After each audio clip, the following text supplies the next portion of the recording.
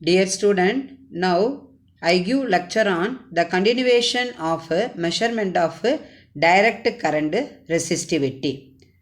The previous lecture video we studied about the specimens and the electrodes. In this lecture video we studied about the electrode materials and measuring cells. Now we studied about the electrode materials comes under the measurement of DC resistivity. For accurate measurements, the electrodes should have the very good contact with the surface of the insulator specimen.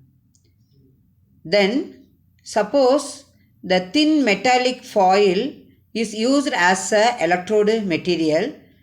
The example is lead or aluminium. The thickness is 10 to 50 micrometer.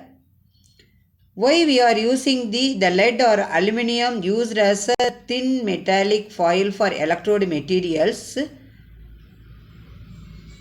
is pressed onto the surface by a roller. The electrode materials which is used as an electrode is made to stick by using the conductive adhesive. The example is petroleum jelly or silicon grease. The electrodes are made up of a narrow strip, that means the campus provided with a narrow cutting edge only. The conducting silver paint is used as a electrode materials for electrode deposition. The evaporated metal deposition on the specimen surface or the use of the mercury electrodes which is applied by the floating the specimen on the pool of mercury using conforming rings with the sharp edges for holding the material, which is very convenient material which is used as a electrode. Now you see the circuit diagram. Okay. So the previously you know what is the electrode materials. Now we studied about the measuring cells. So the first measuring cell is 3-terminal cell which is used for study of solids. Here you see 3 electrode is there: unguarded electrode, guarded electrode and guarded electrode. The measuring cell is usually a shallow metal box which is provided with the insulating terminals. The box itself is connected to the guard electrode and is grounded if the guard terminal is grounded. The connecting lead for the guarded electrode is taken through a shielded wire. In case the unguarded electrode is grounded, the entire box is to be placed on insulated supports and is to be placed in a grounded shield to eliminate induced voltages, and the lead from the guarded electrode is doubly shielded. This is the important key points of the 3-terminal cell, that is measuring cell, which is used for the study of solids. Okay.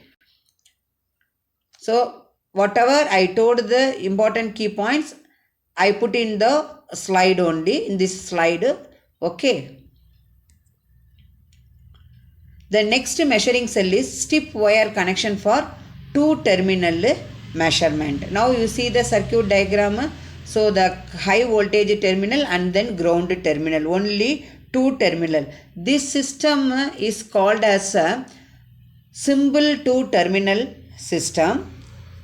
The measuring cell itself is the grounded support for the specimen and a small solid wire is connected to the high voltage terminal of the measuring circuit. This is a simple and compact arrangement for the quick measurement and requires less skill for this type of measuring cells. The third type of measuring cell is 3-terminal cell for the study of liquids guard electrodes. This measuring cell also consists of guard electrode, guarded electrode, unguarded electrode only. So here the liquid is used as a guard electrode. Okay. So The arrangement used for this study of liquids, which is shown in the figure only. So this circuit is consist of the outer cylindrical case and inner cylindrical with cylindrical God electrode only. That is, the shape of the God electrode is cylindrical. The opposing surfaces of the measuring electrode should be carefully finished to give a polished surface, and a uniform spacing of about 0.25 mm is maintained. Okay. Then the insulation should be able to maintain the alignment of the electrode even at the highest temperature used, and should still allow easy disassembling and cleaning. Okay, for that purpose only we are using these type of measuring cells. The next type of measuring cells, that is 3-terminal cell, which is used for study of liquid. Now you see the circuit diagram. This type of measuring cell consists of unguarded electrode, guarded electrode, guard electrode. It consists of a hollow cylindrical shaped electrode, and then it contains, that means, metallic cylindrical container with concentric hollow cylindrical electrodes, which is used as a guard and guarded electrodes.